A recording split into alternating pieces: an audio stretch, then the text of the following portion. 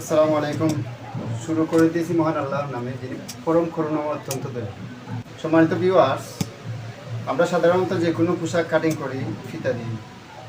আজকে আপনাদের সামনে যে প্লাজোটি আমি রেখেছি, এটি সম্পূর্ণ ফিতা ছাড়া আমি কাটিং করব। কিভাবে করব, কোন নিয়মে করব, আপনারা দেখলে পরে যদি আপনারা কিছু বুঝতে পারেন, তাহলে প্রতিটি ড্রেসই আপনারা, ড্রেস বলেন পায়জামা বলেন, আপনারা কাটিং করতে পারবেন।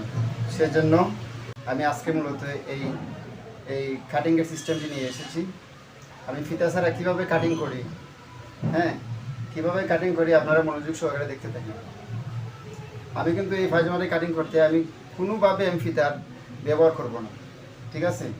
সেই জন্য আমাদেরকে যে কাপড় দিয়ে কাপড়টি কাটিং করব, সেই কাপড়টি নিচে এরকমভাবে ডাবলভাবে বাস করে নেব।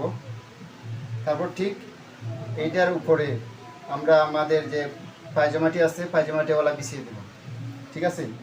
এই যে দেখেন, আমরা পায়জামাটি বিছিয়ে দিলাম, বন্ধ সাইডটা এদিকে রাখলাম, খোলা সাইডটা ওপাশে রাখলাম, ঠিক আছে? তো ফার্স্ট টাইম আমরা উপরে এইরকম একটি মার্কিং মেরে নেব, তারপর নিচে আরেকটি মার্কিং। এখন আমাদের যে মুড়ির যে সাইড আছে, মুড়ির মাঝে একটি মার্কিং মারব। এইরকম আমরা পায়জামার সাইডে দিয়ে পায়জামা বরাবর মার্কিংটি দিয়ে দিব, ঠিক আছে? এই সাইডটি হলো হাইট সাইডেও আমরা সেমভাবে এরকম চোখ দিয়ে মার্কিং দিয়ে দেব, ঠিক আছে? আমাদের কোনো ফিতা ইউজ করার কোনো প্রশ্নই ওঠে না, কেননা আমরা তো পায়জামাটি সেম বিছিয়ে দিয়েছি। হাইট বরাবর হাই দাগ দিব, আবার মুড়ির বরাবর মুড়ির দাগ দিব। মুড়ির দাগটি দেওয়ার পরে আমরা মুড়ির যে বাঙ্গা আছে, বাঙ্গার জন্য এক্সট্রা কাপড় আরও 2 ইঞ্চি রাখবো। 2 ইঞ্চি বরাবর আমরা একটি মার্কা মারবো। এইভাবে আমরা কিন্তু এই পুরাতন পোশাক আমরা বিছিয়ে এইরকম আমরা যদি মার্কিংটা দিয়ে দিই, তাহলে আমরা কাটিং করতে অনেক সুবিধা হবে। আমাদের সেম পোশাকও তৈরি হয়ে যাবে। আবার যারা নতুন আছেন, নতুনদের জন্য কোনো এই ফেরা হবে না যে কীভাবে কাটিং করবো, এইরকম একটা টেনশন ফিল হয় সবারই। তো এই টেনশনটা আর ফিল করতে হবে না।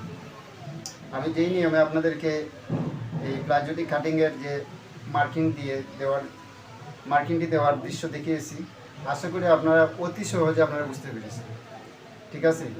আপনারা যদি বিভিন্ন ধরনের পোশাক তৈরি করতে চান, পারতেছেন না, কেউ আছে নিজের পার্সোনাল পোশাক তৈরি করার জন্য ইচ্ছুক, তবে কাটিংয়ে অজ্ঞ থাকার কারণে পারতেছেন না, আমার ভিডিওর কমেন্টে আপনারা যে পোশাকের কাটিং চান কমেন্টে লিখে দিবেন। ইনশাআল্লাহ আগামী ভিডিওতে আমি এই পোশাকের কাটিংটি কীভাবে সহজ পদ্ধতিতে নতুনরা শিখতে পারেন আমি চেষ্টা করব। তো বন্ধুরা দেখেন, আমি যে এই দাগটি দিয়ে দিলাম, মার্কিং মারার পরে আমি কিন্তু পুরাতন যে আমার প্লাজোটি আছে, এই প্লাজোটি কিন্তু আমি উঠিয়ে নেব। আমি এইভাবে উঠিয়ে নেওয়ার পরে আমি ঠিক এই মার্কিং বরাবর আমি দাগটি টেনে নেব। শেপ কাট দিয়ে কিংবা সোজা কোনো কাট থাকলে আপনারা কাট দিয়ে এইভাবে টেনে নেবেন, ঠিক আছে? টেনে নেওয়ার পরে কিন্তু আপনারা স্পষ্ট বুঝতে পারবেন যে আমার যে সেম প্লাজোটি আছে, সেই প্লাজো সেম কিন্তু আমার এই প্লাজোটি কাটিং করার মার্কিং দিয়ে দেওয়া শেষ হয়ে গেল, ঠিক আছে?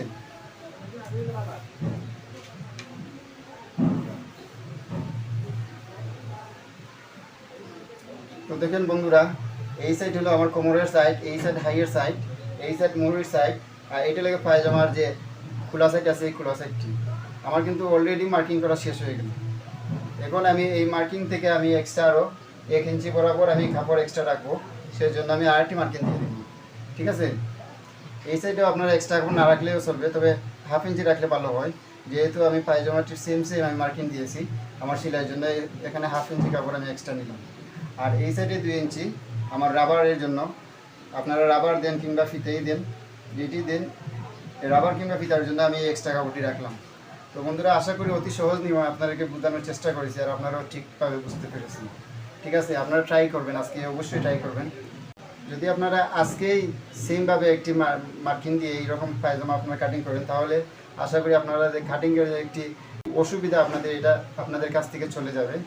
আর এই সিস্টেমে আপনারা কামিজও কাটিং করতে পারবেন, ম্যাক্সি মেডি যাই বলেন, এইরকম বিছিয়ে আপনারা কাটিং করতে পারবেন। তো প্লাজো কাটিং করলাম, আপনারা চাইলে কাবুলিও কাটিং করতে পারবেন, ঠিক আছে? তো বন্ধুরা, একটু রিকোয়েস্ট, যদি আপনাদের এই ভিডিওটি ভালো লাগে থাকে তাহলে চ্যানেলটিকে সাবস্ক্রাইব করবেন এবং লাইক দিয়ে পাশে থাকবেন। ঠিক আছে, এবার প্লাজোটি আমি কাটিং করে দেবো।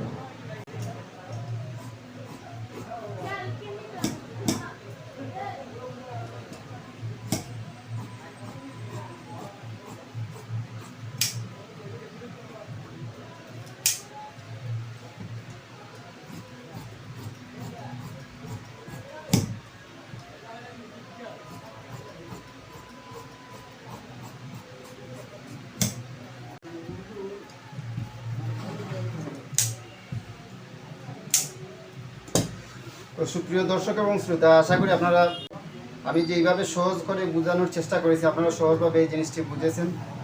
আশা করি বোঝার পরে আপনারা নিজে নিজে এইটি কাটিং করতেও শিখতে পারবেন। তো বন্ধুরা, আজকে তাহলে এ পর্যন্তই, দেখা হবে আগামী কোনো ভিডিওতে। সেই পর্যন্ত ভালো থাকেন। আসসালামু আলাইকুম রহমতুল্লাহ।